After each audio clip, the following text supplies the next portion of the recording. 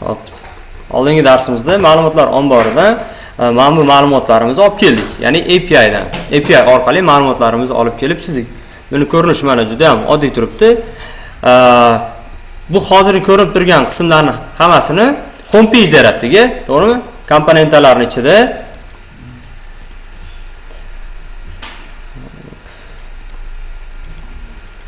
home ichida yaratdik. Ya'ni bu faqatgina foydalanuvchilar ko'rib turadigan qism bu. Buni ko'rinishni hozir o'zgartiramiz va qo'shimchasiga keyin har bitta sahifani ustiga bosgan payti, ma'lumot ustiga bosganda shu ma'lumot mahsulot haqida ma'lumot olib kelib beradigan alohida bir sahifaga olib yuborishimiz mumkin bo'ladi. Ya'ni shunaqa qilsak foydalanuvchilarga qulayroq bo'ladi. Faqat o'tgan darsimizda yasagan mana bu holatimizni, ya'ni olib kelib olgan ma'lumotlarimizni React'ni o'zida emas, endi bugun Redux orqali olib kelamiz. Ya'ni bizga Redux shunaqangi bir imkoniyat beradiki, ma'lumotlarni biza chaqirish jarayonini faqat bir marta yozamiz. Ya'ni kodlar faqat bir marta bo'ladi. Qaysidir bir boshqa sahifaga mana shu ma'lumotlarni ro'yxat kerak bo'lsa, mahsulotlarning ro'yxati kerak bo'ladigan bo'lsa, o'sha Redux'dagi bitta funksiyani chaqirib qo'ysak yetarli bo'ladi. Funksiyani chaqiramiz, o'sha funksiyaga orqali natija qaytaradigan, qiymat qaytaradigan o'zgaruvchilarni chaqirib qo'ysak bo'ldi. Ya'ni siz har safar Axios orqali mana bunaqangi narsa yozib yurmaysiz. Mana. Har safar buni yozib, qaysi komponentga kerak bo'lsa buni yozib yurmaysiz-da, o'sha funksiyani Redux'dagi funksiyani chaqirasiz. Siz qancha chaqirsangiz, xuddi ana shuncha bu ishlab beraveradi. Ma'lumotlarni qaytaraveradi va yangilangan ma'lumotlarni qaytaradi. Buning uchun bizga bir nechta kutubxonalar kerak bo'ladi. Hozir boshqa proyektim ochib olib, o'shandan ko'rib sozlaymiz hozir.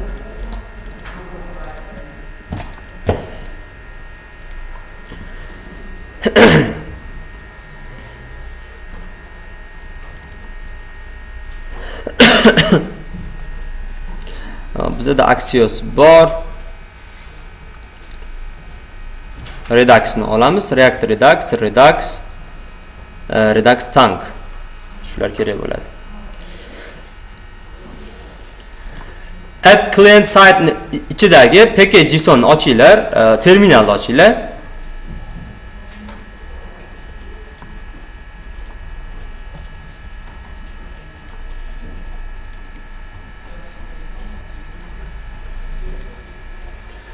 Ben endi yarimdan foydalanyapman. Xohlasangiz yarimdan, xohlasangiz npm install qilib oling. Yarim Redux. Mana shu ikkitasini birdan olarmidi bu? React Redux.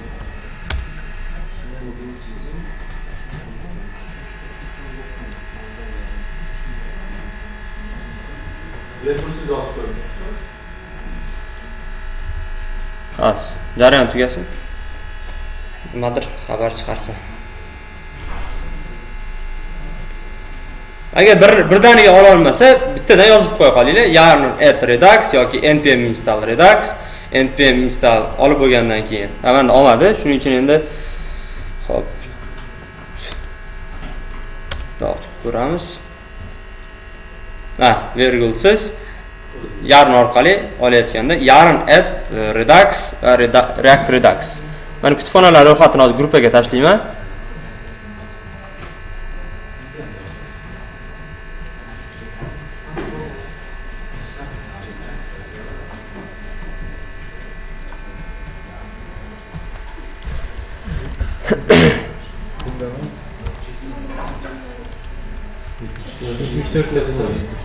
Uzr. React Redux. Hop, bizga keyin. Redux o'zi ham. Redux'ni o'zi ham.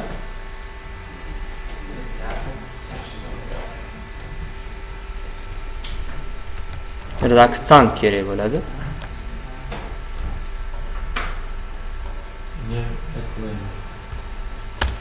Mana shu 3 ta kutubxona kerak bizga.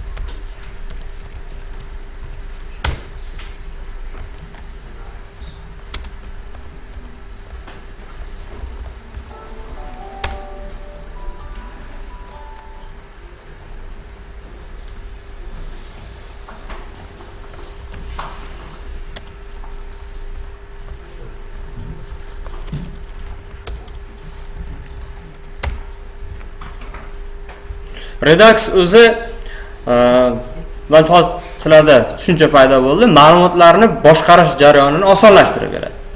Ya'ni aynan shuning uchun kerak bo'ladi.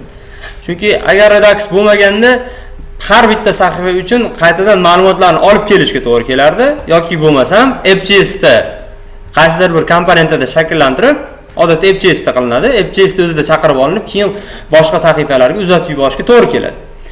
Lekin u holda bo'lsa, biz AppJS ga juda ham ko'p yuklama berib qo'ygan bo'lamiz.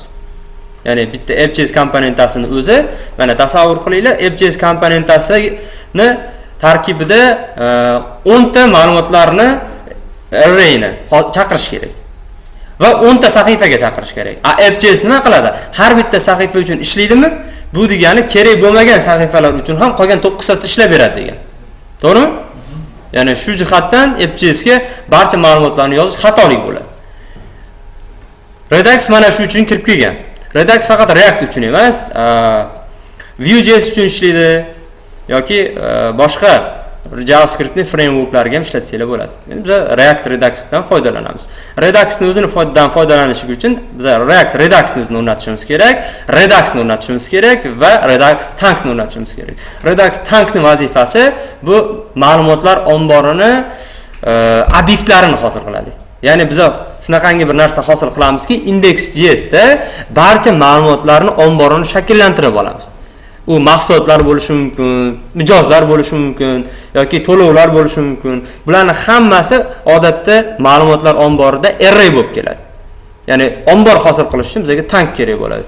Demak, Redux, React Redux va Redux Tank. Reduxning o'zi bu asosiy o'zagi ma'lumotlarni boshqarish, API dan kelayotgan ma'lumotlarni boshqarishni osonlashtirib beradigan asosiy qism bo'lsa Redux. React Redux o'sha Reactga moslashtirilgan o'sha. Tankning o'z vazifasi bo'lsa, ma'lumotlar omboridan olib kelinayotgan ma'lumotlarni store qilib beradi. Ombor qilib beradi.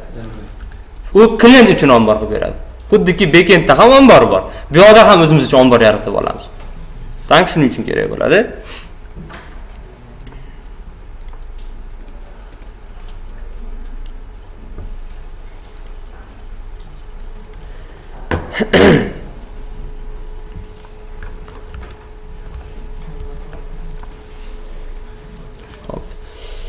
Source ni ichiga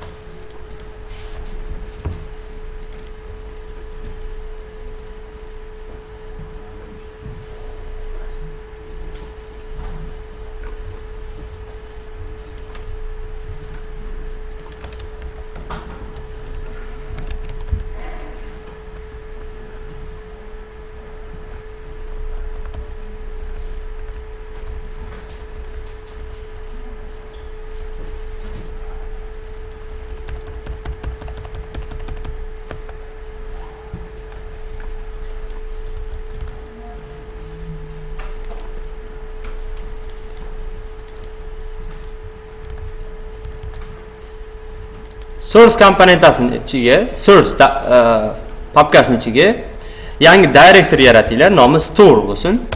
Store va store'imiz ichida actions va reducer nomli yana papkalar bo'ladi. Store'ning ichida actions va reducers. Source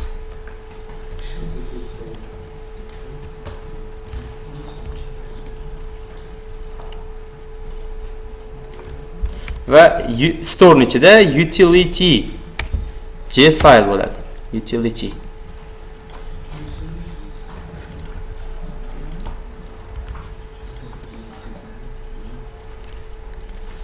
actions papkasining ichida action types nomli JavaScript file va Yangi JavaScript fayl nomi products list mahsulotlar ro'yxati yoki shunchaki products bo'la qolsin. F6 xuddi shunaqangi fayl JavaScript fayl reducerning ichida. Mana shularni yaratib olsanglar.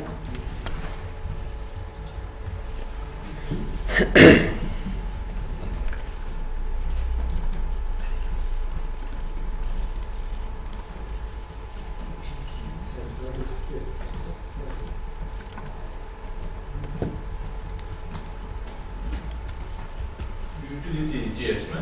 Utility.js.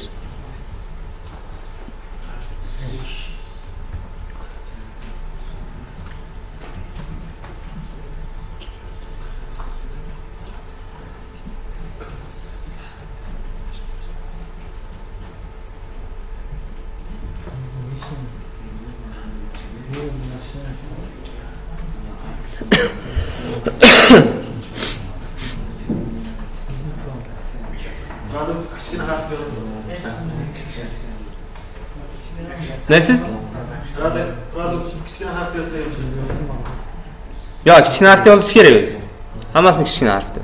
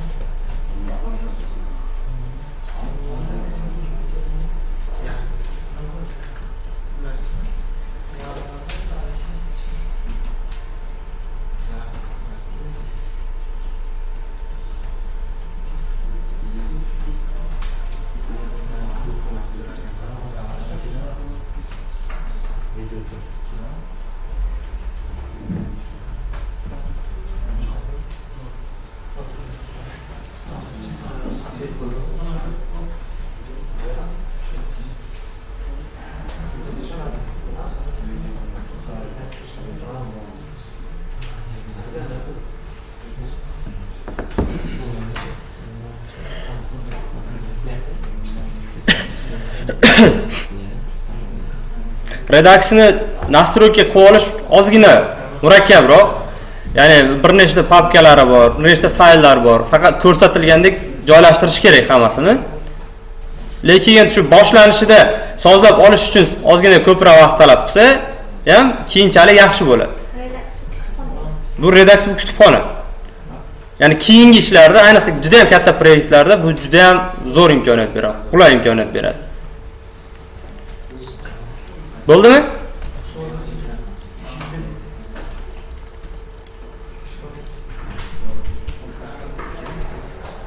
Assalomu alaykum. Assalomu alaykum.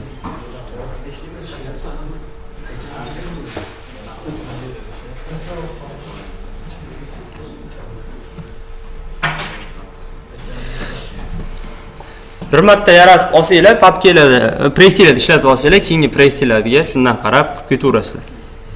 Aynan yodlab olish shart emas. Yodlab olsangiz ham, lekin yaxshi. Ketma-ketliklar.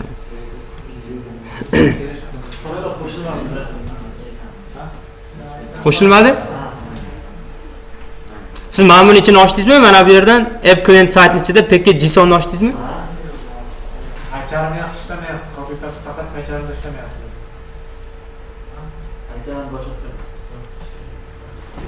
Mana bu ichida turibdimi? Terminali app client sayti ichida turibdimi? Nima orqali oldingiz? npm orqalimi yoki yarim bilanmi? Yarimdami? Xato berdimi? Oldida bu yoqda ko'rinmadi. PKJSON ichidami?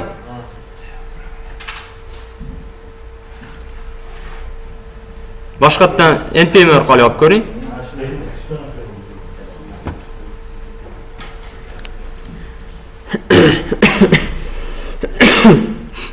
Alo, redaksiya utility anaqa kerak. Yo'q, farqi yo'q. Nima farqi? Utility store ichida bo'lishi kerak. Utility store ichida bo'lish kerak. Utility action yoki reducerning ichida emas. Shunisiga ham qaranglar. Utility shunchaki utility.js shunchaki storening ichida. Hop, utilityning ichidagi mana bu narsani, mana bu kodni sizlarga tashlayman hozir. Ya'ni buni vazifasi juda ham foydali. Eski ma'lumotlarni yangilab beradi, eskilarini o'chirmagan holda. Ya'ni mana shu kod utility.js ichidagi kod.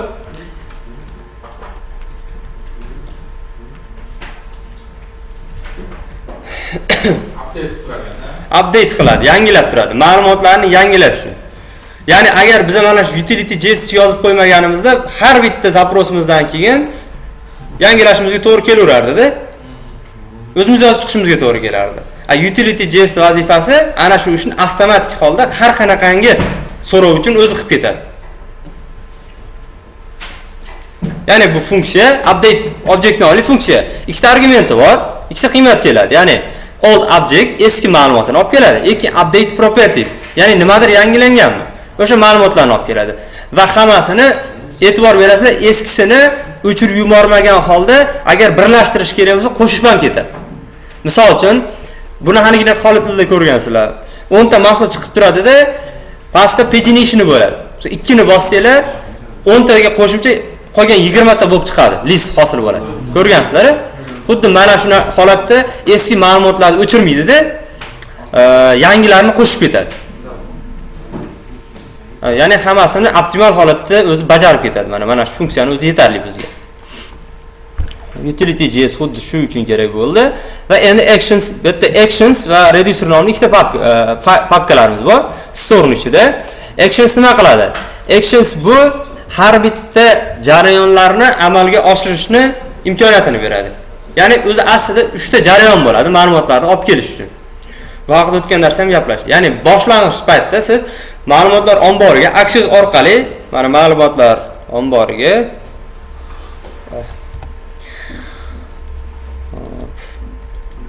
ya'ni mana bu Axios baribir Axios ishlaydi bu yerda. Axiosdan foydalanamiz. Mana Axios orqali biz API ga murojaat qilgan paytimizda bizani so'rovimiz 3 ta jarayondan o'tadi. Dastlabki jarayon start jarayon deyiladi.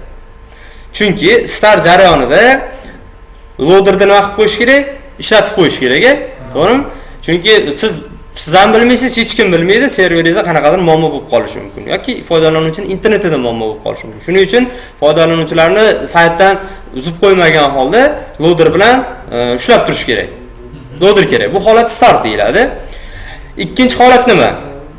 Ma'lumotlar omboriga bordi, success javob qaytib keldi. Endi bu yerda ma'lumotlarni chizish kerak bo'ladi. Bu ikkinchi jarayon. Start jarayoni bitta, success jarayoni ikkita va uchinchisi nima? Fail, ya'ni error kelsa, qanaqadir xatolik kelsa. Bo'ldi, mana shu 3 ta jarayon har qanaqangi tizimda amalga oshiriladi. Boshlash, muvaffaqiyatli javob olib kelish va muvaffaqiyatsiz javobni olib kelish. Foydalanuvchiga mana shu 3 ta narsa qiziq. To'g'rimi? Shu 3 ta narsani berib yuborish kerak, foydalanuvchiga ko'rsatish kerak. Bor bo'lsa borini chiqarish kerak, xatolik bo'lsa xatolik yuz berdi degan ma'lumotni berish kerak. So'rov qaytib kelguncha esa foydalanuvchini ushlab turish kerak loader orqali. Ana o'sha narsalarni actions jarayonida mana bitta bajaramiz. Actions.js da va ana shu yaratib olgan actionlarimizni, jarayonlarimizni keyin mana bu products.js da nima orqali ishlatamiz? Axios orqali ishlatamiz. O'sha 3 ta jarayonni products.js nomli faylning ichida ishlatamiz. Ya'ni buni o'zini ichida ham yozib ketsak bo'lardi.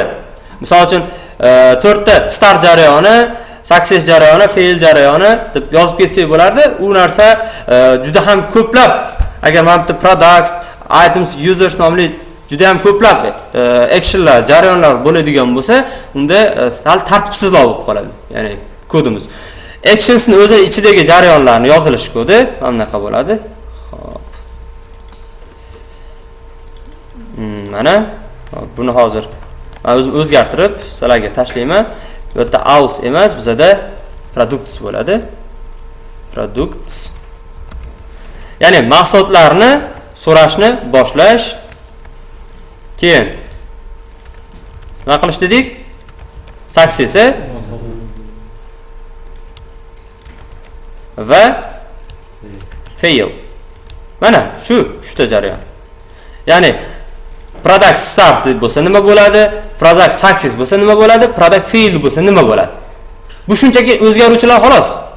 Product start nomli o'zgaruvchi shunchaki tarkibida, qiymat sifatida product startni string toifasidagi ma'lumotni ushlab turibdi. Endi biz mana bu o'zgaruvchilarni chaqirib turib, start bo'lsa bu holat bo'lsin, fail bo'lsa bunaqa bo'lsin degan asosiy logikani endi yozamiz. U mana buni ichida bo'ladi. Product JS ichida bo'ladi.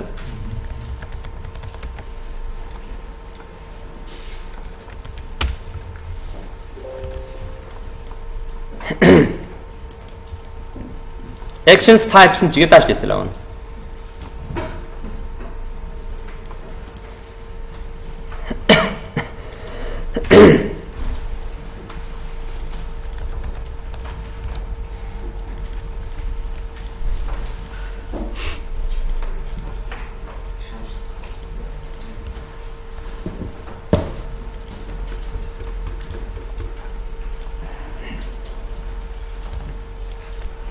Products JS'ga kirib Axiosni chaqiraylik, chunki biz Axiosdan foydalanamiz.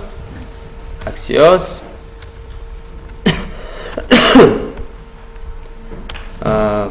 va actionlarni chaqiramiz. Import as action types from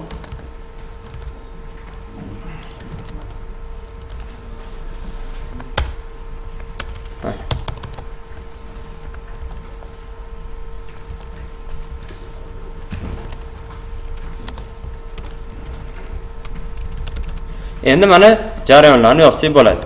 Start jarayoni. Start jarayonida nima bo'lsin? Bu return qiymat qaytaradi.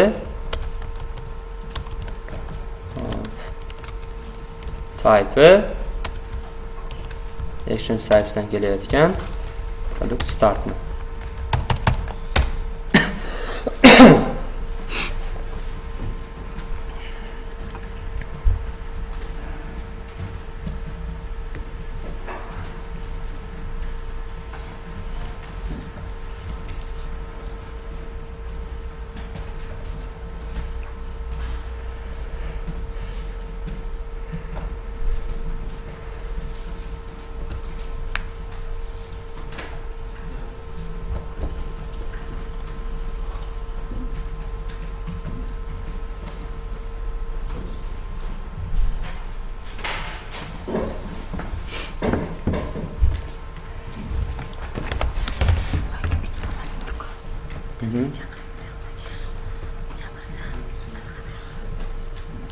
Meni jitochyapsiz-da.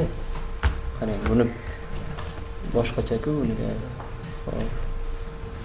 Ham toshish kerak deb. Terminal. Ikkinchisini ichidan ochilgan bo'lak.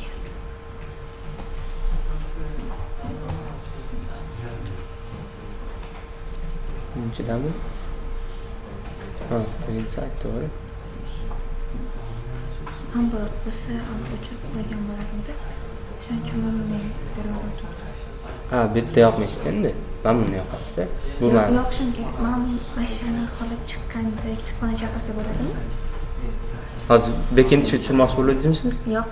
Men chiqdi. Ana chaqirgan kutubxona error bergan uchun men qilib yana chaqirib ko'rmoqchiman. Yo'q, bu React uchun ishlamaydi men yozilgan. Bu faqat Python uchun ishlaydi, backend uchun ishlaydi. Backendni ham bitta yoqasiz. Yo'q, shart emas backend yo'q. O'zi yonib turibdi, o'chgani yo'q. Ana ikkita qolgan kutubxonani chaqirsam error beradi.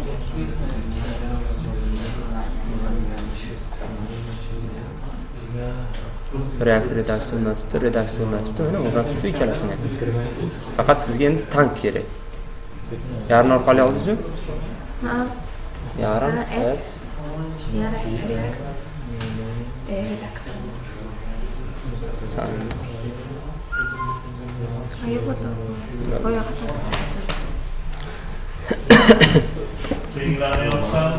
Aha.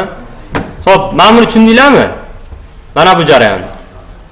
Ya'ni biz hozir Axiosga murojaat qilish pastda bo'ladi. Axiosga murojaat qilamiz, Axiosda try catchlar bor edi-yu. Eslayapsizlarmi? Zen'da response qaytaradi, catchda nimadir bo'ladi. O'sha narsa mana bu funksiyalarga keladi-da. Bu funksiyalarni ishlatadi. Mana bu funksiyalarni ishlatadi. Biz hozir mana bitta funksiyani yasadik, mana start funksiyasi. Bu yerda nima qiladi? Bu tip qabul qiladi. O'sha Axiosdan kelayotgan product startni. Yani bu ham keyin buni o'zi ham mana bu yerga o'tib ketadi hali. Reducerga o'tib ketadi. Bu ma'lumot hali yozilmayapti. Shunchaki start bo'lyaptimi yoki success bo'lyaptimi, fail bo'lyaptimi? O'sha narsa ketadi xolos bu yerda. Asosiy ma'lumotni saqlab turadigan joy mana bu reducer bo'ladi. Mana. Xuddi mana shuni ko'paytirasizlar. 3 ta qilasizlar. Success o'zining tarkibida nima qaytaradi?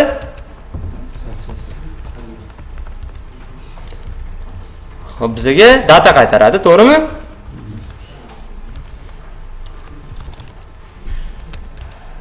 Product list qaytaradimi? Mana bu nimadir qiymat qaytarsa yoki qabul qilsa, mana kutib olish kerak-ku. Failni o'zi ham qiymat qaytaradimi, qaytarmaydimi? Error qaytaradi. O'sha errorni ham chaqirib qo'yasizlar.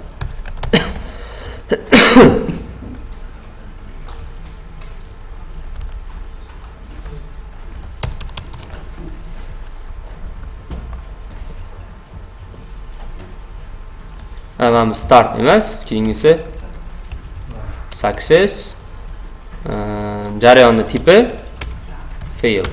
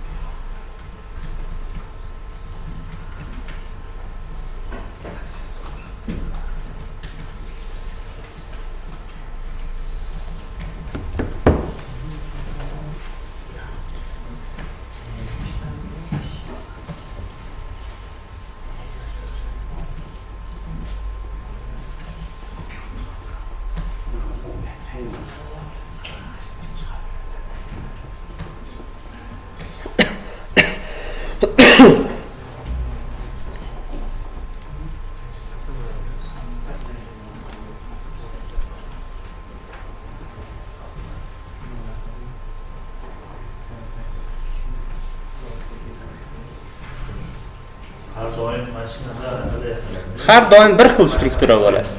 Doim shunaqa. Faqat sizlar mana nomlarni o'zgartirasizlar, misol uchun. Products emas, user order bo'lsa, order start, order nimadir, shunaqa. Shu bitta yasab olsanglar bo'ldi boshda.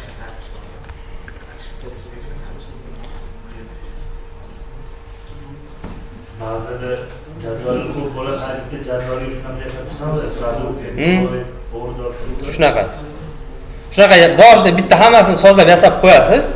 Keyin xohlagan joyingizda o'sha yozgan, redaksiya yozgan funksiyalaringizni ishga tushirib beradigan bitta yaxlit funksiya bo'ladi. O'shani chaqirasiz, bo'ldi, ishlab ketaveradi. Ma'lumotlar omboridan olib kelaveradi ma'lumotlarni. Mana shu boshida bitta yaratib olgani vaqt oladi.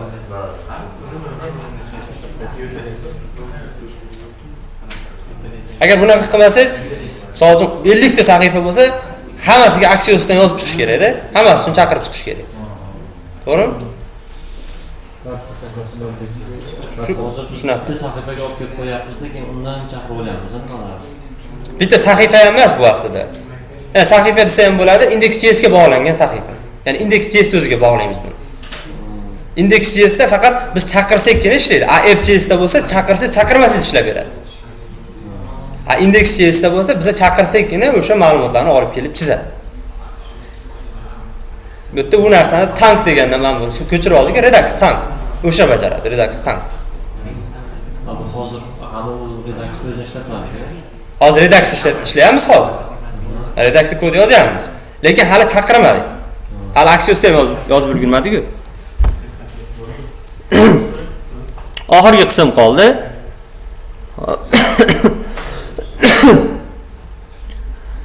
Mana shunday yozsak bo'ladi. Xo'p. Yana bir funksiya yaratamiz. Funksiyamizning nomi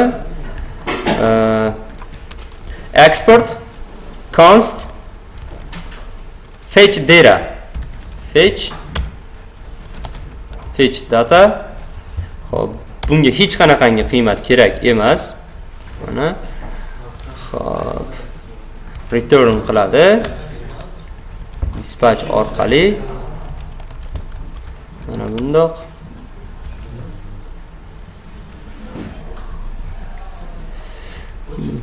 Hozir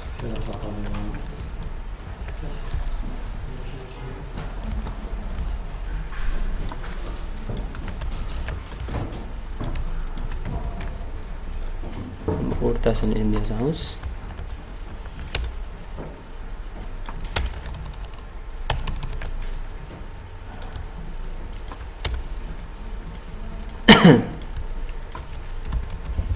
Fetch products list. Mana endi aksiyasi yozamiz shu yerga. Mana bu dispatchning vazifasi yuqorida mana bu funksiyalarimiz bor-ku. Shu funksiyalarimizni ishga tushirib beradi. Ya'ni success bo'lsin, fail bo'lsin, nimadir bo'lsin, o'shani ma'no. Dastlabki holatda biz dispatch orqali chaqiramiz. Xo'p.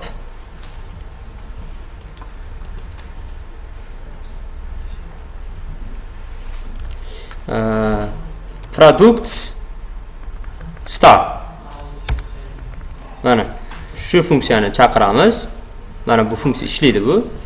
Bu dastlabki holatda product start vazifasi loaderda aylantirib turish uchun edi, ya'ni true false qilish uchun. Shuning uchun biz dastlabki holatda mana endi ma'lumotlar omboriga so'rov yuborish boshlandi mana shu yerda. Fetch products list nomli funksiya yaratyapmiz. Bunga hech qanday qiymat kerak emas-ku. To'g'rimi? Ya'ni mana bu home page-da ham biz ma'lumot olish uchun mana shunchaki yo'l yozib qo'ydik, bo'ldi. Bu yerda ham xuddi shu ishni qilamiz. Mana dispatch orqali funksiyamizni chaqiryapmiz. Mana bu funksiyamizni biz ya'ni ma'lumot so'rashni boshlayapmiz deymiz. Undan keyin nima bo'lsin? Axios get orqali mana bu yo'l biz mana shuni shundoqligicha olsam bo'ladi. Mana then response keladi. Keyin nima ham keladi? Kechda error ham keladi. Mana. Xo'p. Response bu datani olib kelayotgan yo'da bo'lgan. Response ma'lumotlarni olib kelyapti.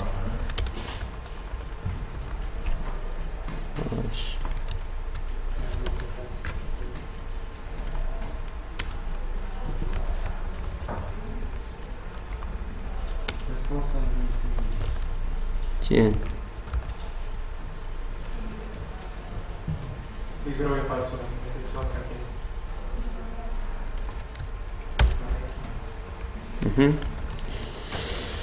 Xo'p, keyin nima qilsin buni?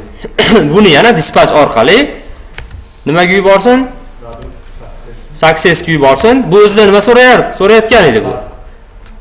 Response-ni nuqta datasi. Chunki mana bu yerda ham o'tgan darsimizda ham ma'lumotni nimadan oldik biz? Response datadan oldik. Men buni berib yubordik, set products nomli o'zgaruvchiga. Mana men eslaylar, products nomli use state dan foydalanib, products nomli o'zgaruvchi hosil qilib turib, set products buni qiymatini o'zlashtirib beradi, olib borib beradi. Bu yerda ham xuddi o'sha ishda, Reduxda. Faqat bu yerda nom o'zgarib qoldi, mana bunga o'zgarib qoldi. Ya'ni dispatch orqali funksiyani chaqirib olyapmiz-da, product success degan funksiyaniga berib yuborgin deymiz. Mana bu o'zini tarkibida mana bu kelayotgan response, ya'ni muvaffaqiyatli kelayotgan ma'lumotni datasini olib borib beradi. Mana kechda ham yozib qo'yamiz. Dispatch products fail edi. Bunga error berib yuboramiz. Mana bo'ldi. Shu funksiyani o'zi yetarli. Yozib qo'ysanglar. Biza manzilga product listiga JSON ma'lumotlar keladi-ku. Mana shu yerga agar hozir nomini boshqacha o'zgartirib qo'ysa, boshqacha o'zgartirib chiqarishingiz kerak bo'ladimi? Yo'q, siz kutib olayotgan joyingizda farqi yo'q nima deb kutib olishingiz. Bu yerda faqatgina yuborayotganda mana responsni kutib oldingizmi, responsni datasini berib yuborishingiz kerak. Boshqa joyda qabul qilayotganda nima deb qabul qilayotganingizni qiziq yo'q. Eraydi o'zi. JSON ma'lumotni chiqarish uchun biz slash qilib products list yozadiku. U bizga berilgan kutubxonalar modeliga berilgan hisobda shu yo'lda chaqiradi bizni. Hozir biz ham bitta get bilan chaqiramiz. Get yo'li bilan. Oxiridagi products list nomini o'zgartirib qo'ysak, 3ta m qilib o'zgartirib qo'ysak, naryoqdan 3ta m qilib chaqiramiz, JSON formatdagi ma'lumotlarni. Yo'q, bilan bu boshqa. Naryoqda home page nazarda tutyapsizmi? Home page endi umuman chaqirmaymiz. Mana aksiyasi ishlamaydi. Home page ni o'chirib yuboramiz hozir. Lekin siz mana bu yerda yo'lni o'zgartirib qo'yishingiz xato bo'ladi. Chunki backendchi yo'l hosil qilayotganda bunaqa yo'l siz so'rayotgan, xohlayotgan yo'lni bermaganda, u faqat mana bu yo'lni bergan. Backendchi nima deb yozgan bo'lsa, xuddi o'sha narsani yozishingiz kerak. Backendchi bergan yo'lni. Backendchi bergan yo'lni yozishingiz kerak.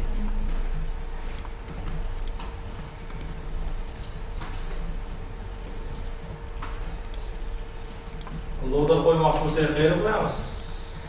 O'sha, mana bu reducerning ichida qilamiz o'shalar. Ma'lumotlarni yig'adigan joy reducer.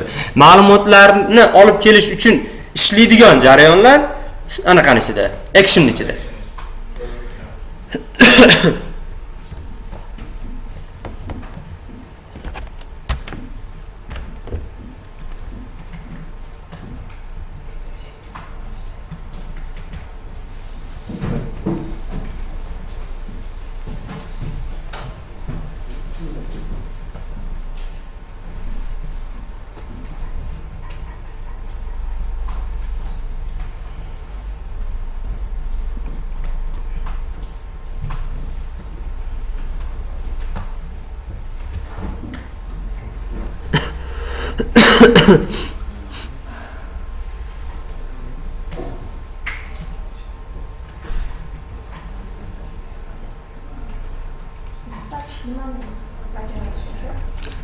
Tepada yozilgan bu funksiyalarni ishlatib beradi. Hammasini? Ha, hammasini shu. Dispatch deb turib, qaysi funksiya kerak bo'lsa, nomini yozsangiz bo'ldi, ishga tushirib beradi. O'zining yuqorisida kelgan funksiyalarni ishlatib beradi. Yo'q, dispatch deb yozish shart. Bu Reduxning sintaksisi. Faqat dispatch deb yozsa ishlaydi.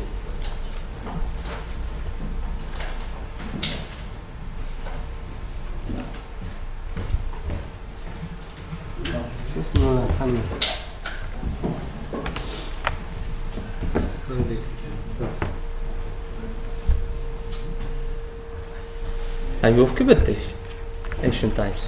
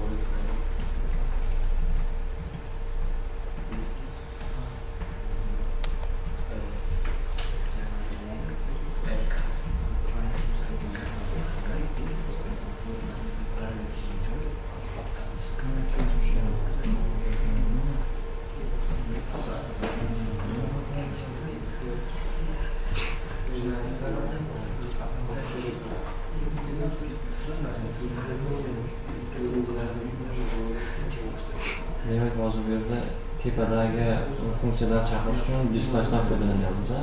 Shunaqa.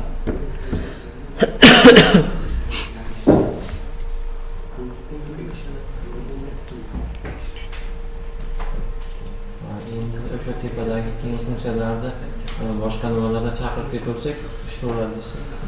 Mana buni chaqiramiz bo'ldi biza. Bitta buni chaqiramiz. Buni tarkibida bor-ku, mana hammasini chaqirdik-ku. Buni tarkibida start ham ishlaydi, success ham ishlaydi, fail ham ishlaydi-da. O'zi tanlab oladi. O'zi hammasini ishga tushirib olaveradi o'zi. Bu faqat bitta yo'l uchunmi? Bu faqat bitta yo'l uchun. Boshqa bir yo'l uchun yana boshqatdan mana bitta actionsning ichida.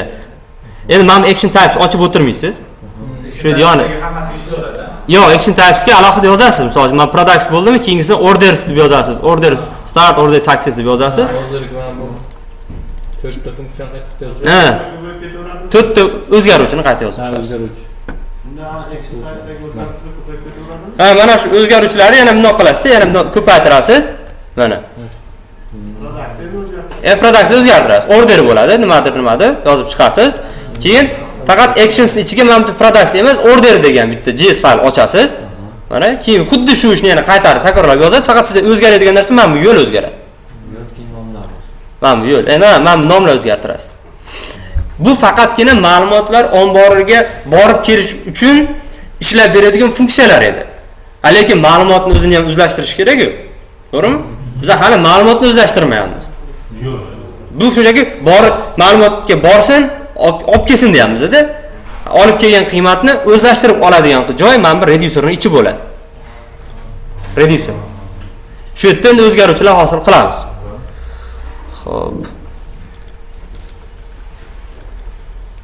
Bu yerda yana o'sha action type'larni chaqirish kerak. Import as action types from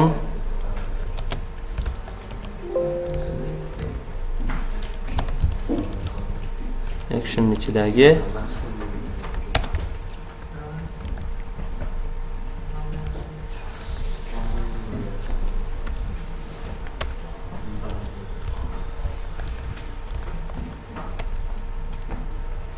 actions bizda actions ichidagi action types.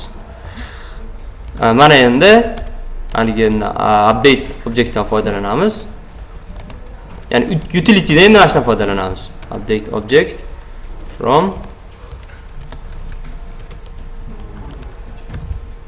utility JS. Mana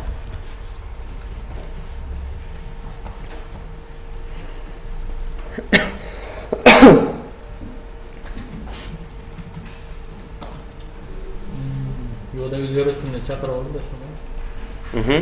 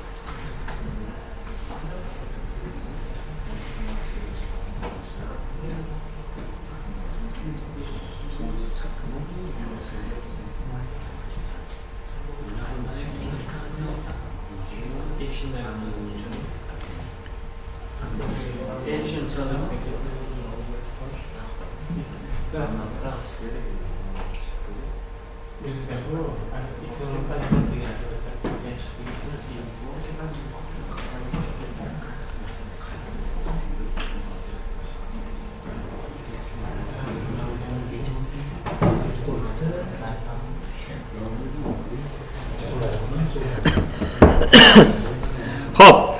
Yana o'sha action type bu yoqda ham ishlaydi. Chunki biza ma'lumotlarni qaysi paytda yozish kerakligini action type dan bilamiz-da. Ya'ni agarda start bo'layotgan bo'lsa, o'z-o'zidan o'sha loader degan qaysi bir o'zgaruvchimizni qiymatini turib turishimiz kerak. Fail bo'lgandan keyin esa yoki success bo'lgandan keyin ma'lumotni yozishimiz kerak. Fail bo'lganda esa error degan o'zgaruvchiga qanaqadir qiymat yozib qo'yishimiz kerak. Shuning uchun bizga action type kerak bo'ldi. Endi bir marta yozilgan ma'lumot yana o'zgartirilishi mumkin, to'g'rimi? Yana qayta holatlar bo'lishi mumkin, o'zgartirilgan holatlar bo'lishi mumkin. Bu paytda esa mana bu utility.js ichidagi, mana utility ichidagi update object ishlaydi. Mana shuning uchun chaqirib oldik ikkalasini. Endi o'zgaruvchi yasaymiz. Get initial state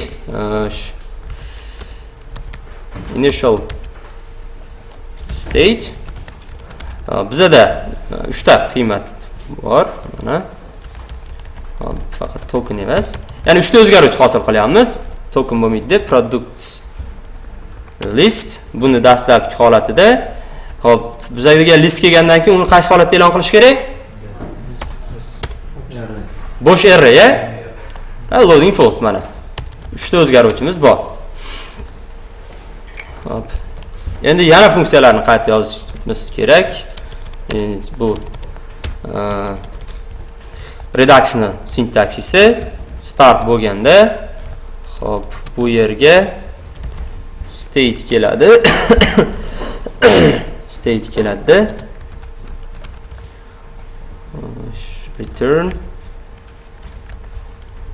Return qilgan update object.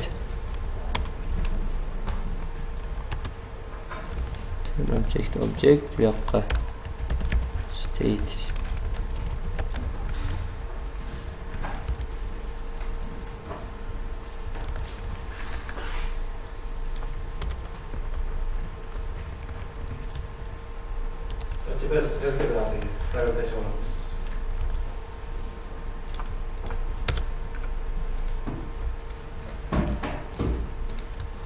shuni ham yozaylik.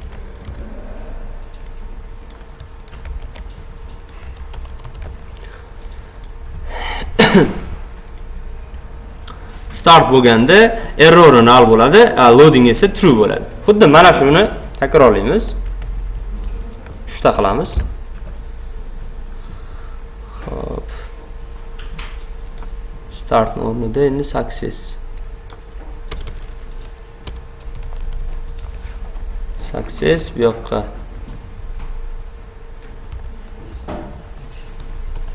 action ham kirib keladi.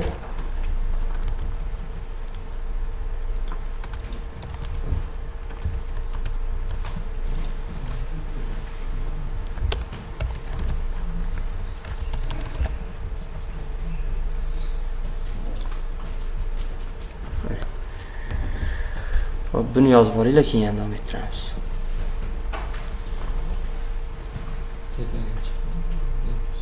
Tepani yozmadinglar?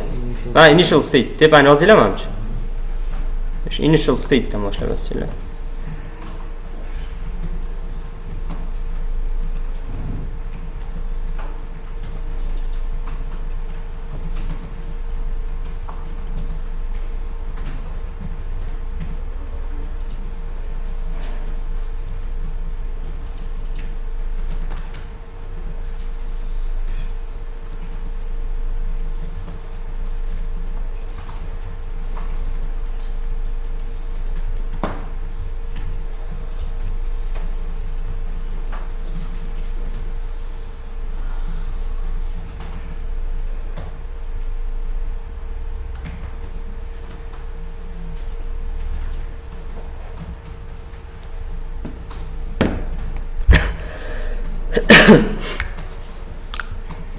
Product success'ga ana bu loading false bo'lmaydi. To'g'ri. True qolib ketibdi. Sog' bo'ling. Chunki loaderni rostdan ham o'chirib qo'yish kerak.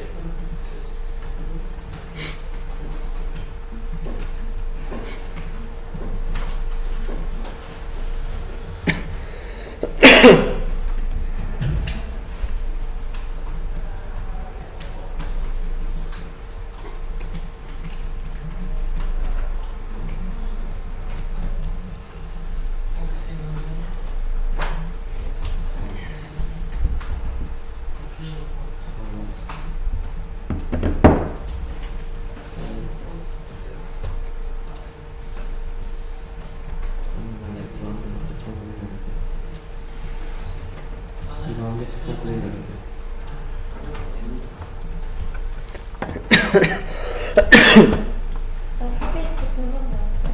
Bilaysiz? State State bu yerda eski ma'lumotlari bor-ku, o'sha ma'lumotlarni olib kelyapti. Ya'ni biz dastlabki holatda mana bu yozgan qiymatlarimiz state o'zi olib keladi. Yangilangan qiymatni action olib keladi. action olgan state chaqirasiz. Chunki eski ma'lumotlar bo'lishi ham mumkin-da. Eski ma'lumotlarga qo'shib ulab yuborish ham mumkin bo'lgan holatlari ham bor-ku.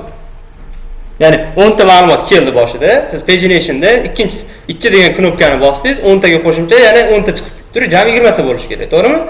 Dastlab eski 10 taga mana bu ishlaydi, yangi 10 taga mana bu ishlaydi.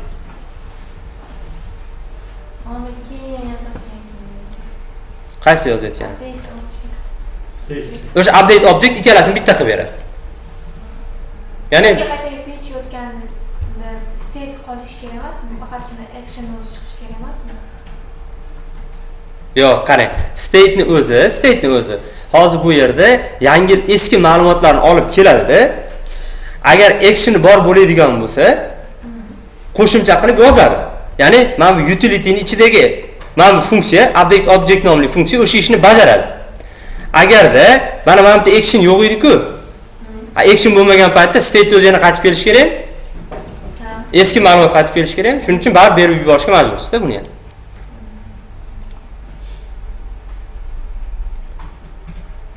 Siz xohlasangiz, xohlamasangiz update object baribir ishlab beradi. Bu ishlagan paytda bunga ikkita argument kerak edi mana. Ikkita argument so'rardi. Eskisini yubor yoki yangisini yubor. Ikkalasidan bittasini yuborishingiz kerak. Ikkalasini yubormasiz, bor-ku deb turib, eskisi bor edi deb turib yubormaydigan bo'lsangiz, barcha o'zgaruvchilaringiz qiymatini umuman o'zgaruvchilaringiz o'chirib yuboradi. Shuning uchun albatta yuborish kerak bo'ladi. Buni yozib bo'ldinglarmi? Successni fail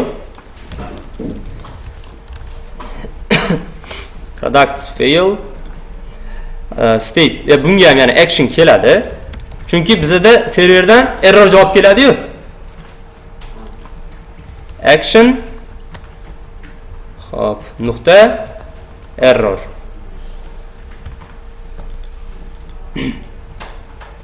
loading esa false.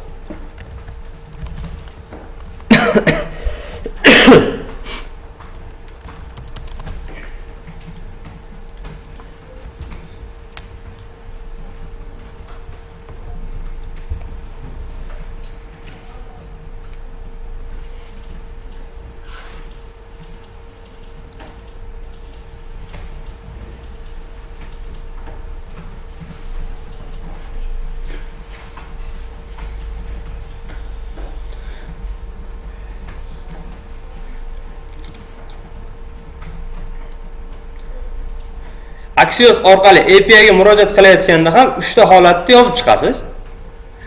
Ma'lumotlar qiymatini yozayotganda ham reducerning ichida 3 ta holatda yana qayta yozasiz. O'sha start, success, fail. Bu faqat bu yerda endi jiddiyroq ish bajaryapti. Ya'ni ma'lumotlarni saqlab qo'yapti. O'zgaruvchilarga saqlab qo'yapti. Qaysi o'zgaruvchilarga saqlayapti? Mana bu initial state ning ichidagi qiymatlarga saqlayapti. Mana error loading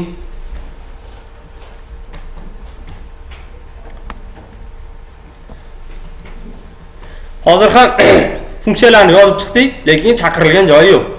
Bu faqat bitta kompaniya uchun product list. Bitta product uchun shu ish. Hammasi alohida chiqadi. Nechta shu tabletsangiz bo'lsa, jadvalingiz bo'lsa, hammasi uchun alohida qilib chiqasiz shunaqa.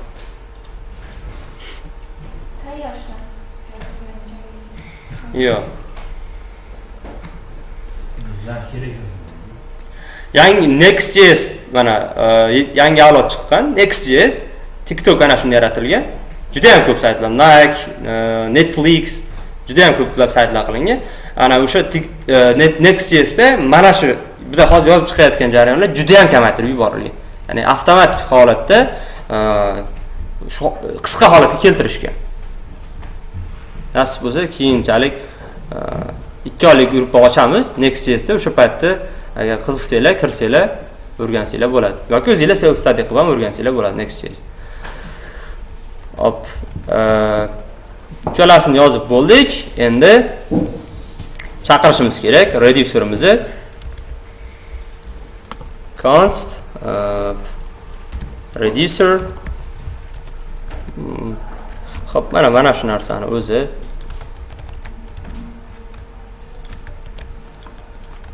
faqat bizda aus emas. Nima bo'ladi? Products bo'ladi. Start success products fail va mana bunisi esa bo'lmaydi. Mana uchalasini mana. Bu yerda hozir qaranglar, initial state ni ham chaqirdik, funksiyalarni ham chaqirdik. Mana bularning hammasi mana bu reducerning ichida ishga tushib ketdi. Bu nima qilyapti? Mana biza eng asosiy chaqiradigan narsamiz mana bu reducer bo'ladi. Index.js'da shu reducerni chaqiramiz. Reducerda chaqirganimizdan keyin yana ikkita narsa chaqiramiz. Reducer bilan birgalikda mana bu actionsning ichidagi mamni chaqiramiz. Fetch products listni chaqiramiz. Nima bo'ladi? Reducer chaqirganimizdan keyin keladida, mana bu yerdagi actions type ichidagi out start emas, product startga murojaat qiladi. Product startga murojaat qilgandan keyin bu mana bu actions mana bu yerga o'tib ketadi-da, mana bu joyga keladi, mana. Mana bu keladi. Tushundinglar-a? Bu keyin nima qilyapti? Tipini, actions typening ichidagi tipini yana qaytarib yuboradi reducerning ichidagi mana bunga. Mana. Tushunasizlar-a? Boshi nima bo'lyapti demak? Boshi bu yoqqa chaqirilyapti. Aksiosga murojaat qildik. Keyin bu product success bu yoqdan ketyapti. Product successga murojaat qilgandan keyin mana bu yerda mana action typesning ichidagi product successning qiymatini ishlatdi. Bu reducerga o'tadi-da, reducerning ichida tekshirib chiqadi. Nima kelyapti action? Agar actionlarni tarkibida product start bo'ladigan bo'lsa, qiymat qaytarib yuborsin, return qilib yuborsin product startga mana. Mana bu yerga. Product startni action yo'q. Shuning uchun yozishimiz kerak bu yoqqa. Hop, mana bu yerda esa success va fail. Va hech qaysisiga to'g'ri kelmasa, return qilib o'sha state ni o'zini qaytarib yuboring. State ni o'zini qaytarib yubor degani, mana buni qiymatini o'zini shunday qaytarib yubor degani. Mana bu cho'la qiymatni. Yana qaytarib ber. Ya'ni boshlang'ich holatini qaytarib beradi. Xuddi mana shu holatda qaytarib beradi. Bu default holatda. Shu. Xo'p, sizlarga kodini tashlayman hozir. Pastki qismga yozib qo'ysanglar shuni. Reducerning ichidagi.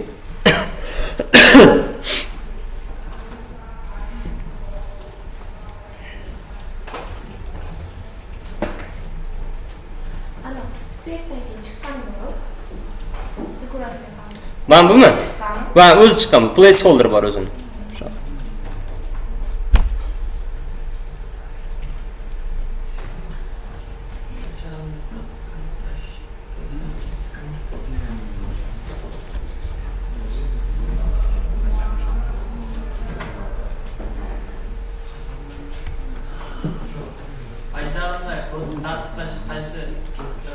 Ctrl Alt le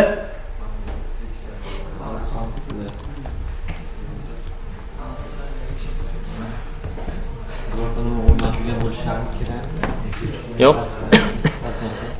Yo'q. Bo'ldimi? Endi mana eng asosiy joydan o'tib oldik.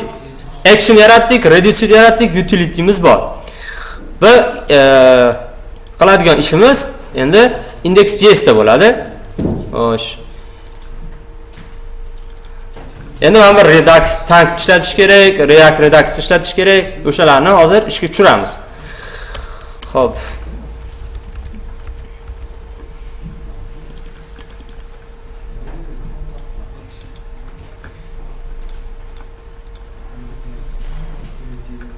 Mana shu uchala kutubxonani import qilishimiz kerak.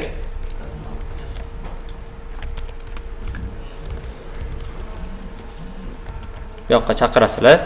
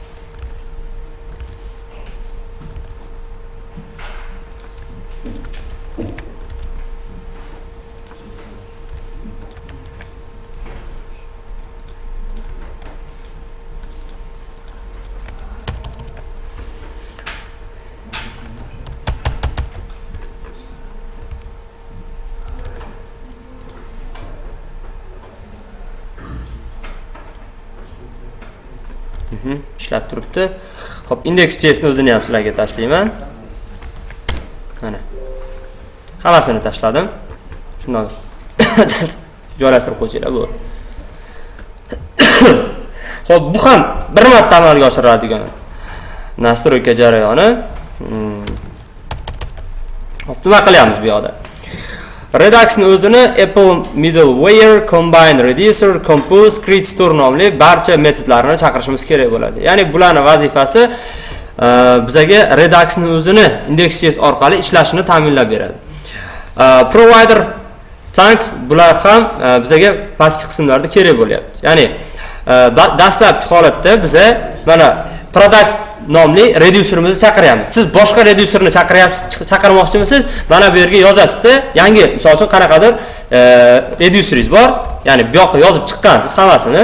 Mana store ichiga mana menga hammasini yozib chiqdingiz. Order bo'lishi mumkin u. Keyin order reducerning ichidagi menga orderni chaqirasiz. Va mana bu yerga nima qilib qo'yasiz? Order nomi bilan, ya'ni bu boshqa komponentlar ichida mana nom bilan ko'rinadi. Mana bunaqa nom bilan ko'rinadi. Order reducer deb chaqirib qo'yasiz. Ya'ni bu biza hosil qilib olgan Redux orqali hosil qilib olgan omborlarimizni shu orqali chaqirib ketaveramiz. Qolgan ishni esa Redux bajaradi. Ya'ni kerakli komponentga yetkazib yuborish, qanaqadir nom ostida yetkazib yuborish, bularning hammasini Redux o'zi amalga oshiradi. Ya'ni shu nastroykalarni yozib qo'ysangiz bo'ldi.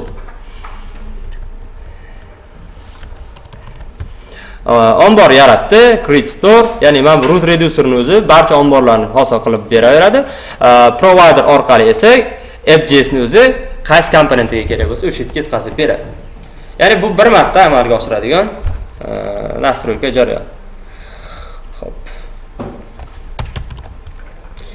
Endi buni ishlatib ko'rishimiz kerak. Ishlatishimiz uchun nima aytasiz? Render jarayoni. Hop. Render jarayoniga mana shuni o'zi berib yuborilyapti-da. Mana ombori hosil qilingan app.jsni o'zi render jarayoniga uzatib yuborilyapti. Redux orqali. Agar providerdan foydalanmasak, bu provider mana React Redux'ning providerida ma'lumotlar ombori hosil qildik-ku biz. Mahsulotlar, products degan ma'lumotlar ombori hosil qildik-ku, ana o'shani yetkazib bera olmaydi. Providerdan boshqa elementlar kerakli komponentlarga ma'lumotni yetkazib bera olmaydi. Shuning uchun providerda o'zidan foydalanib turib, store atributiga store qiymatini berib yuborish kerak bo'ladi. Xo'p. Komponent ichida home.jsda mana men bitta o'chiraman. Use effectni o'chiraman, fetch datani o'chiraman. Bo'ldi, bu kerak emas. Mana bunisi xo'p kerak emas, bu ham kerak emas. Hop, endi men bitta xatolik beradi, shuning uchun buni kommentga olib turaman. Mana.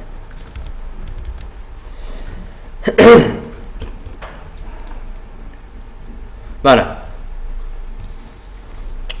Hop, eski kodlarimni o'chirib qo'ydim.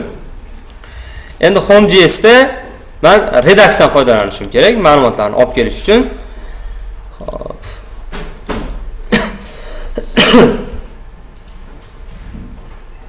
Buning uchun hop.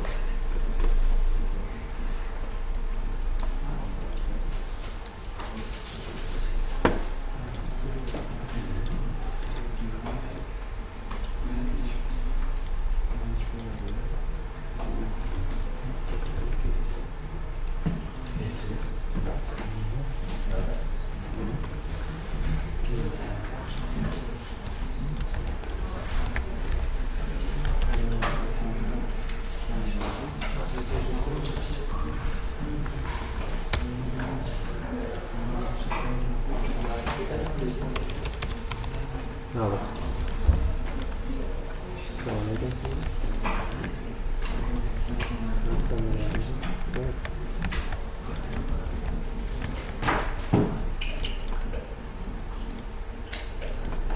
Amayat ko'yaman men.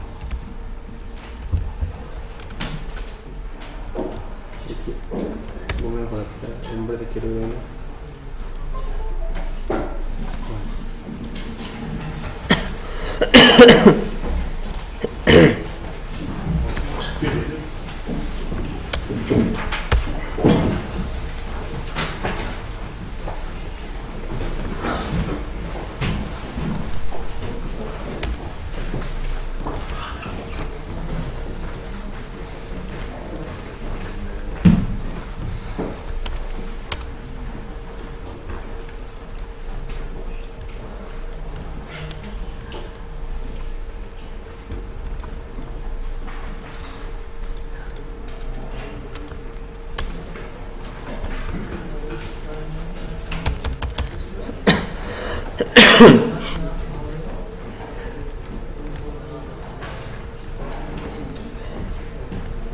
Qanchacha error beryapti ishga.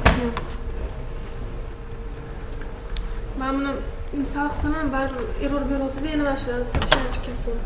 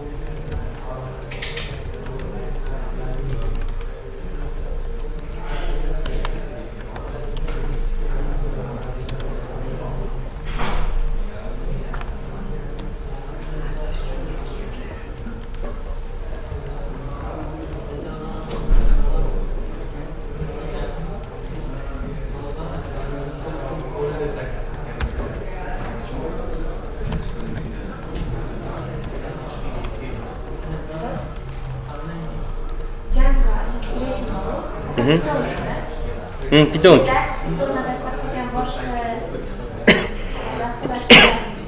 Redux mi? Ha, hammasi boshqa frameworklarga ham ishlaydi. U kutubxona aslida, oddiy kutubxona.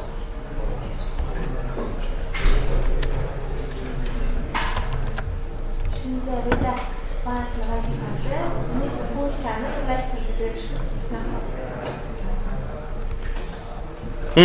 Ya'ni bir nechta funksiyani qayta yozmaslik imkonini beradi. Bir marta hozir yozib chiqamiz.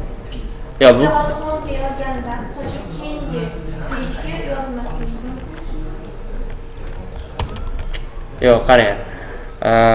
Biz hozir bitta funksiya orqali o'zimizga kerakli bo'lgan narsalarni chaqirib olamiz-da. Ana o'shaning uchun Redux ishlayapti. Faqat biz ham yozgan kodlarimiz ko'p bo'lishi mumkin, lekin katta proyektlarda bu juda ham qulay bo'ladi.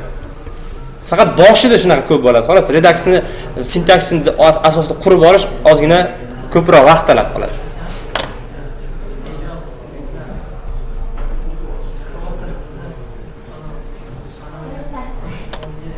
Biza Reduxni foydali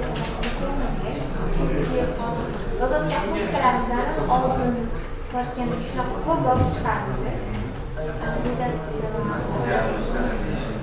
Ben hozir ko'rsataman foydasini sizga.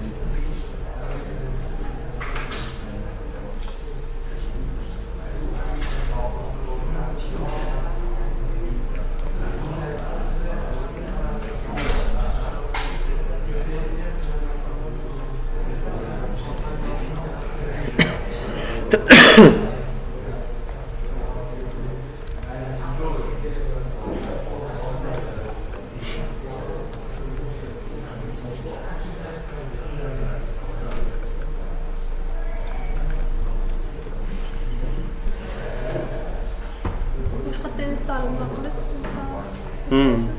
Boshqatdan berib yubordim.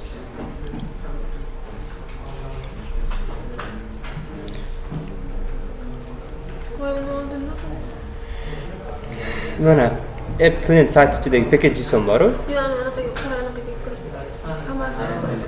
Ha, bu yerda cache-ni tozalab oldim.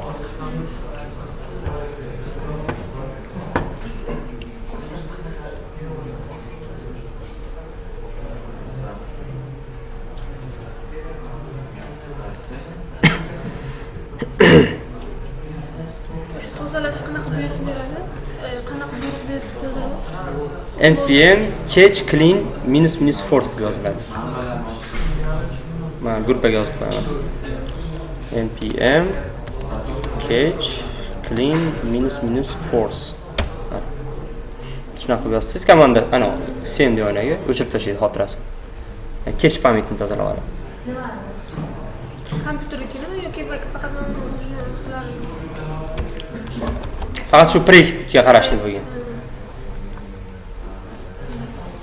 Node.js npm ishlamay qolgan paytda.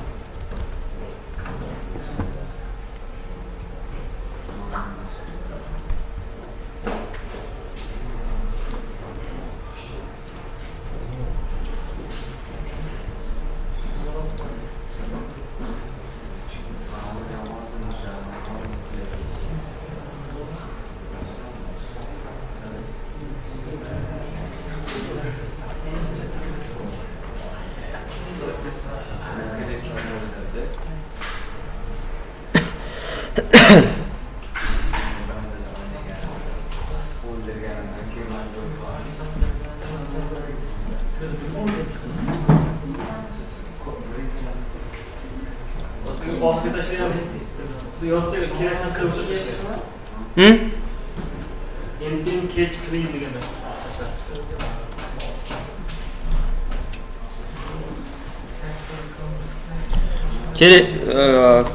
Odatda React juda ko'p ishlaganiga xato berib qoladi-da, cache pamiti to'lib qoladi yoki proyektlarda adashtirib yuborishi mumkin. O'shani tozalab yuboradi. npm xato berib qoladi. O'sha mash komandani yozing, komanda strokaga, cmd oynaga.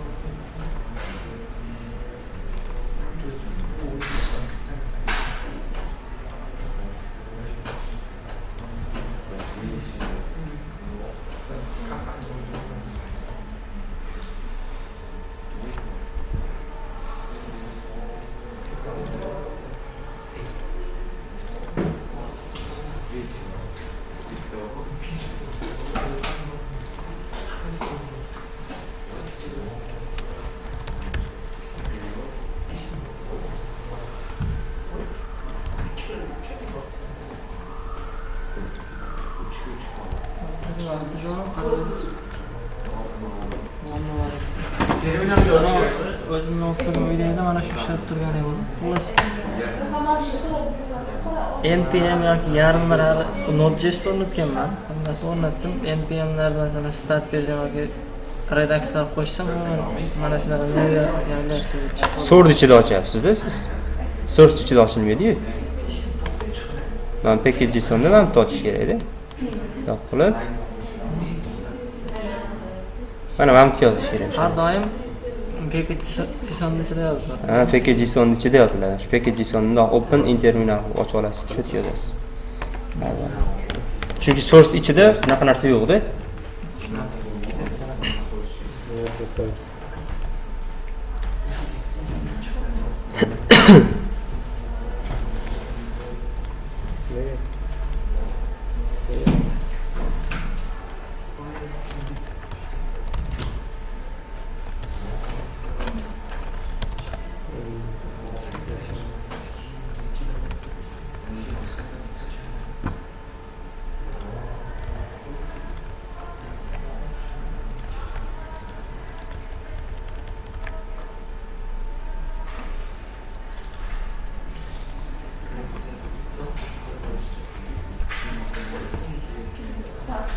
Ustoz shogird kanali bor. O'shanda ish topshirib, ish kerak emas, o'tirsa. Qiyin juda. Shogird, ustoz kerak debdi, ish kerak. Ustoz kerak debdi. Ustoz kerak bor ekan, shogird ish kerak debdi bor ekan. Sizga qaysi biri kerak?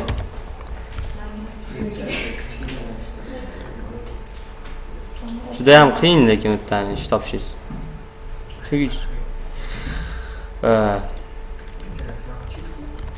Nima deydi? Hamma yozaveradi-da unga. Hamma yozaveradi. Undan ko'ra Uzdev Jobs bor. Yoki aynan siz misol React ga qiziqsangiz, React'ni o'zi bo'yicha Telegram gruppalar bor. Ana o'shalardan qilish kerak.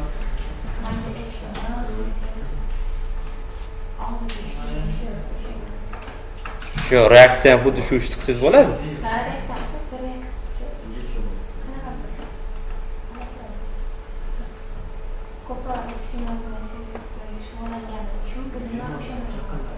Agar HTML CSS bilan faqat shug'ullanib yurganim uchun desangiz, unda qotib qolasiz-da. O'shanga aytaman. Keyin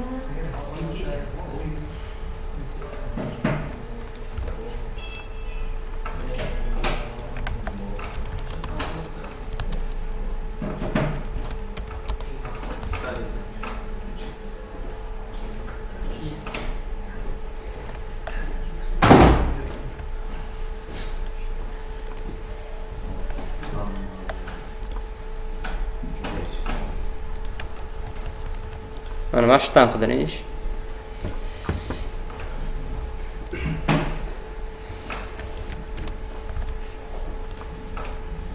Keyin mana bundan. Mana.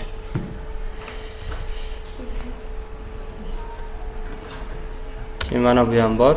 Lekin juda ham ishonchli emas. hh.uz ba'zi chiqib qoladi bunda.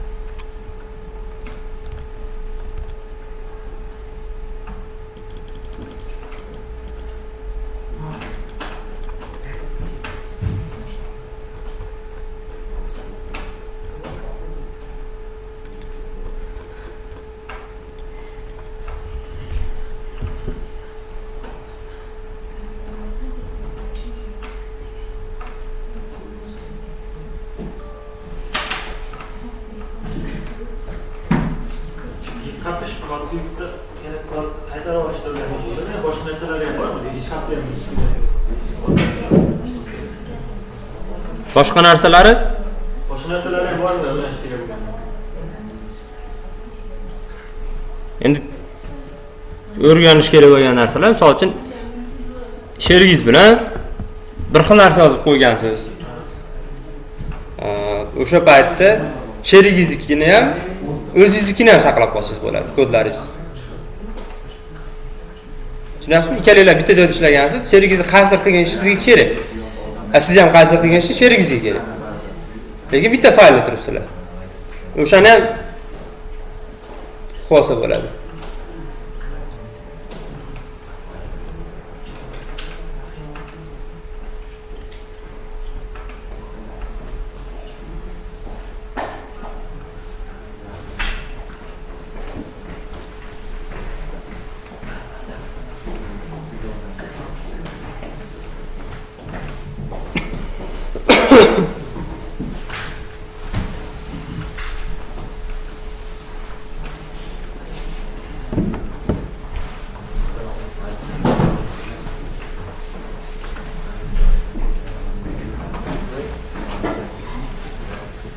Forsni sinf aniq olishimiz kerak.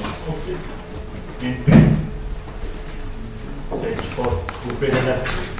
Yo'q, bu mana NPM ishlamay qoladi-ku, NPM install. O'sha paytda yordam beradi. O'shani tashlab qo'ydim. Xo'p. Men bularni yozib olsanglar, Home.js da.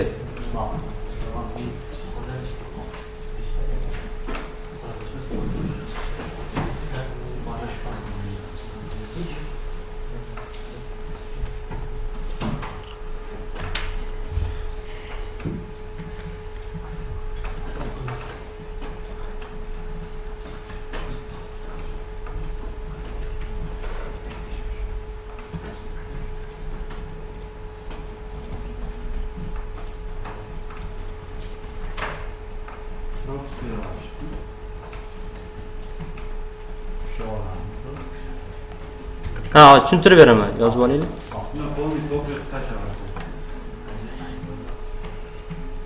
Ama erinchoq olib ketyapsizlar-da, o'rgansizlar.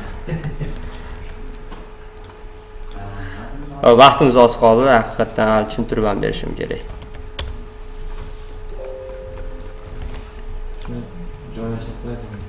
Joylashtirib qo'ysanglar.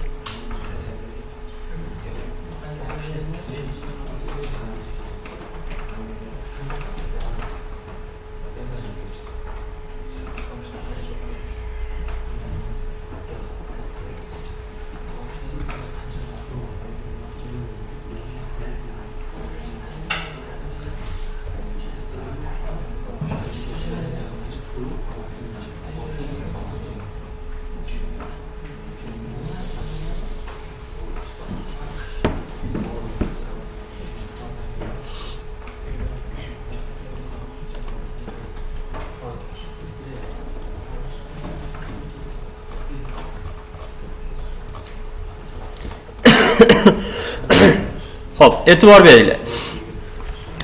Biza omborimizni yaratib oldik, omborimizga juda ham kodlar yozdik, uni index.js nastroykasini ham qildik. Endi komponentlar ichida qanaqa ishlatishimiz kerak o'shani. Komponentlar ichida ishlatayotganda siz ikkita narsaga ikkita elementni chaqirishingiz kerak bo'ladi xolos. Ya'ni birinchisi React Redux-ni o'zidan keladigan connect va siz omboringizdagi reducer, ya'ni actionlarni qaysi biri kerak? Ya'ni siz misol uchun product actionslarning ichidagi products.js ichida mana buni ishlatmoqchisiz deylik. Sizga products kerakmi? Demak, products action ichidagi products.js ichiga kirasizda, Axiosga murojaat qilingan funksiyani chaqirasiz. Chunki bu Axios ishlatib beradi-da. Va buni tarkibida 3 xil holati bor. O'sha start'i bor, success'i bor, fail. Bu yog'ini o'zi avtomatik qiladi uni. Buni Redux'ni o'zi qiladi. Xo'p, chaqirib oldingiz. Endi nima qilish kerak? Mana bu joy hozircha mana yo'q deb faraz qilaylik. Buni ham izohga olib turamiz. Pastki qismda map state to props va map dispatch to props ishlaydi. Propsning vazifasi komponentdan komponentga ma'lumotni olib borish edi. Map state to props nima qiladi? Mana shu home komponentasini o'ziga mana 3 ta ma'lumotimiz bor edi-ku, loading, error va products list. O'zgaruvchimiz bor edi. Aynan o'shalarni berib yuboradi. Mana loading bo'ladi, state ni ichidan olib keladi. State nima edi bu? Oxiriga o'zgartirilgan ma'lumotlarni ushlab turadigan bir obyekt desangiz ham bo'ladi. O'sha state ichida products ichidagi loading, error yoki products list u propsga yuboradi. Endi bizga o'zgaruvchilardan tashqari mana bu funksiya ham kerak edi. Mana bu funksiya kerak. Chunki bu Axiosga murojaat qiladi, ma'lumotlar omborini API dan olib kelib beradi ma'lumotni. Buni esa mana dispatchdan foydalanasizlar. Demak, state to propsga o'zi turgan komponentdagi state ni o'zgaruvchilarni yuborsa, map dispatch to props funksiyani yuboradi. Mana dispatch ishga tushyapti, dispatch orqali ishlayapti-da. Men buni nomni o'zim yaratib oldim. Ya'ni fetch products list degan nom yaratib oldim. Chunki mana bu yerda ham xuddi shunaqa nom bergandim. Buni o'zingiz xohlagancha o'zgartirib olsangiz bo'ladi. Mana men xuddi shunaqa nom berib qo'ydim-da, o'sha men actionlarning ichidagi mana shu funksiyani ishga tushirib bergin dedim. Mana ishga tushirib berdi. Endi ikkalasini ham yig'ib turib home ga mana bu connect yuboradi. Connect ni vazifasi state ni ham o'sha dispatch ni ham ishlatib berish uchun xizmat qiladi. Qaysi birini qaysi komponentga ishlatadi? Home komponentasiga ishlatadi. Bu o'zgaruvchilarni ishga tushirib bersa, o'zgaruvchilarni chaqirib bersa, mana bu nima qiladi? Funksiyani chaqiradi va ikkalasini birlashtirib yuboradi. Mana bu connect. Bu connect mana bu yerda Redux dan kelgan, React Redux dan kelgan. Mana. Xo'p, yubordi. Endi bu qachon ishlash kerak? Sahifa ochilgan paytda, to'g'rimi? Mana user effect endi bu yoq. Sahifa ochilgan paytda ishlash kerak-ku. Mana bu narsani sizlarga tushuntirmoqchiman. Mana biz hozir props.fetchProducts list deb yozdik-ku, user effect orqali. Pastdagi fetch product list. Bu pastdagi fetch product list. Mana bundoq qilib bossam, mana shu. Endi konsolni ko'raman. Menga ma'lumot kelish kerak. Undefined. Aslida esa 9 ta ma'lumot kelish kerak edi shu yoqqa. Endi ko'rasiz, ya'ni bir boshidan ko'rasiz. Misol action listidagi product listga kirasizda qarab chiqasiz. Xo'p, mana bu yerda success bo'lgan joy mana bu joyi, to'g'rimi? Log qilib ko'rasiz. Log deyra. Ma'lumot keladimi yoki yo'qmi? Keldi mana 9 ta ma'lumot. Demak, bu yerdan o'tdi. Biz action ichidagi product listni to'g'ri yozamiz. Demak, hamma gap qayerda? Reducer ichidami? Endi reducer.js ga o'tasiz. Bu yerdan chiqib ketasiz, chunki mashqdan boshlanadi o'zi, boshlanadigan. O'zi mamtdan boshlanadi. Mana mamtdan ham konsol qilib ko'rsangiz bo'ladi mana. Mana mamtdan. Log response nuqta deydi. Menimcha bu yerdan ham keladi, chunki bu yerdan kelmaganda successga bormas edi. Mana bu yerdan ham kelyapti. Demak, biz buni to'g'ri yozganmiz. Action ichidagi product.jsni reducerga o'tamiz. Reducerning ham successi bor edi, mana o'sha successi. Bu faqat yangi qiymatni qaysi olib keladi? State mi yoki action mi? Actionni ko'rasizlar. Qiymatini. Mana actionning ichida nima nom bilan kelyapti? 9 ta ma'lumot. Product list nomi. Biz nima nom bilan yozib qo'yganmiz? Data. Buni o'zgartirish kerakmi endi? Products list. Nimaga bunaqa bo'lib qoldi? Chunki biz mana bu yerda yuborayotganda mana bunaqa nom bilan yuborganmiz-da. Shu nom bilan chaqirishimiz kerak. Xuddi shu nom bilan bu yerda chaqirishimiz kerak edi. Mana endi ko'ramiz. Mana keldi 9 ta ma'lumot. O'sha mana home.js ichida 11-qatorda 9 ta ma'lumot keldi. Bo'ldi, endi shuni chizib qo'ysak, shuni o'zi yetarli bo'ladi. Ya'ni home ga o'taman, hop konsolni o'chirib qo'yaman. Home ga o'tib mana hop products listni mana qulay qilib chaqirib olay. Const mana bu usulimiz bor edi. Bu nimadan keladi? Propsdan keladi.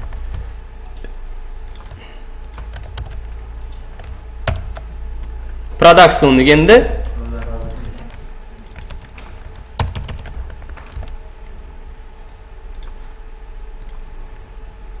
mana bu yoqda chiqdi. Mana. Xo'p, endi Reduxning foydasi nimada bo'ldi? Reduxning foydasi. Xo'p, Web.jsda root yarataman. Yangi root. Misol uchun shunchaki new degan root komponentasining nomini ham new deb o'zgartiraman. Mana. Xuddi shunaqangi xuddi shu sahifa boshqa bir komponentda bo'lishi kerak. Ha. Tasavvur qilyapsizlar? Xuddi shu narsa, faqat yo'li boshqa. New degan yo'lda bo'lishi kerak. Men bu home.js ni kopiya qilib, bu yoqqa Ctrl V qilib tashlayman, nomini new qilib, mana. Xo'sh.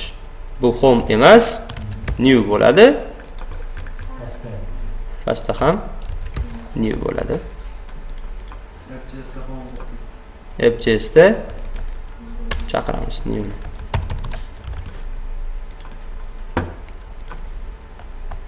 Boshqa yo'l yozib, details degan yo'l yozib ko'raman. Hop, bu yerda exact degan narsa qolib ketgan a. Exact.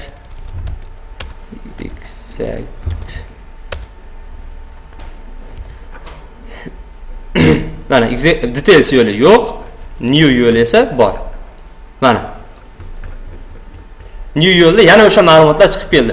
E'tibor beringlar, bu yerda hech qanaqasiga men chaqirmadim. Axiosni. Ya'ni bu yerdan Axiosga murojaat bo'lmadi. Bu yerdan murojaat bo'lgan narsa faqat mana bu funksiyalar bo'ldi va mana bu o'zgaruvchilar bo'ldi xolos. Tushunyapsizlarmi? Buni ma'nosi nima degani? Siz xohlagan komponentingiz ichida map state to props, map dispatch to props orqali o'sha funksiyalarni chaqirsangiz bo'ladi degan. To'g'rimi? Mana shu joyi Redux-ning eng kuchli tarafi. Buni olib kelib qo'yib. Bo'ldi, shu mana shunaqa qiladi. Misol uchun bu hozir men o'zini yasab qo'ydim. Xuddi hali kopiya qilib qo'ydik-ku degan taassurotga boradi odam. Misol ko'rinishini boshqacha qilib, bironta bir battonni bosganda shuni yana qayta chizib beradigan qilganimda yana ham vizualniroq bo'lardi sizlar uchun. Men shunchaki kopiya qildim, tashlab qo'ydim bu yoqqa. Ya'ni ko'rinishi boshqasiga e'tibor bermang, faqat vaqtni tushuntirish uchun. Shu. Sizlar nima qilasizlar? Hop. Bu yerda o'zingizlar chizib kelgan mana bu kartmi, tablemi, nima chizgan bo'lsanglar, xuddi ana shunga mana bu Redux orqali yana ma'lumotlarni joylashtirasizlar, o'chirib tashlaysizlar. Mana bu Axiosni, home.jsdagi Axiosni o'chirib tashlaysizlar. Redux orqali buni ishga tushirasizlar. Keyin mana bu yerda, xo'p, men hozir newni ham o'chirib qo'yaman. Xo'sh. Xo'p, men bu joyini o'chiraman-da. Men bu yerga tabbatni yarataman. New yoki all products deb qo'yaylik. All products. Men bu home page emas, shu my profile bo'lsin. Hop, men new ni ham o'zgartiryapman my profile ga. My profile. Yes, I want rename my profile. Hop, hammasi o'zgardi. App.js da ham my profile. Xullas, profil yasab kelasizlar-da, foydalanuvchilarning o'zining profili bo'ladi-yu, o'sha profilida ham bor mahsulotni yana ko'rish imkoniyati bo'lishi kerak. Faqat men bu yo'lni my profile deymiz.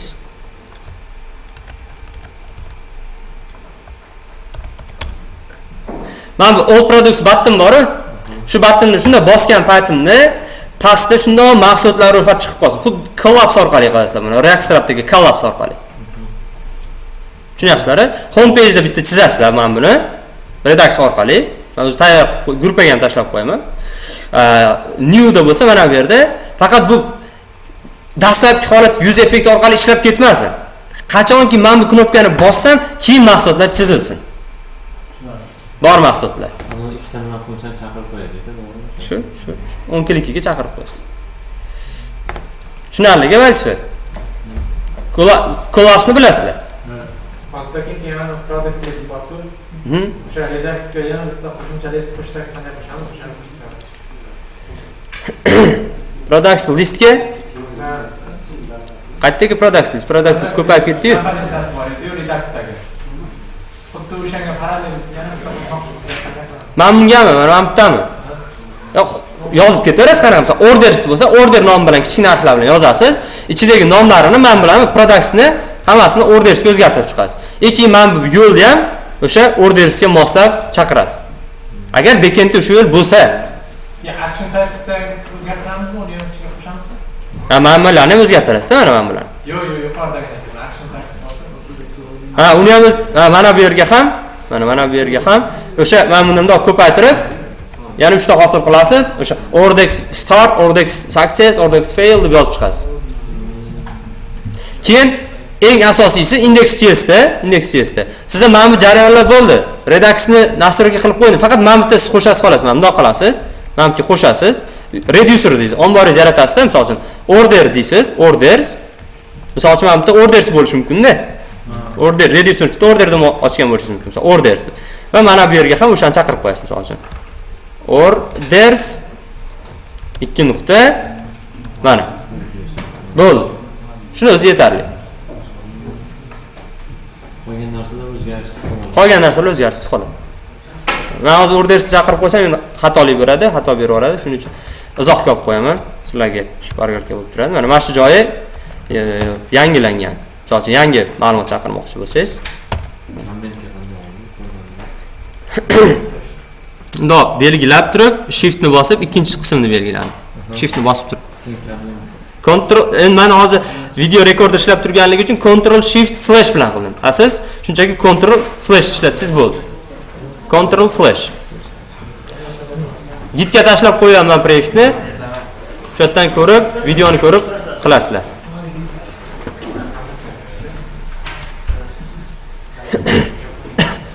Kompyuteringiz bo'ldi.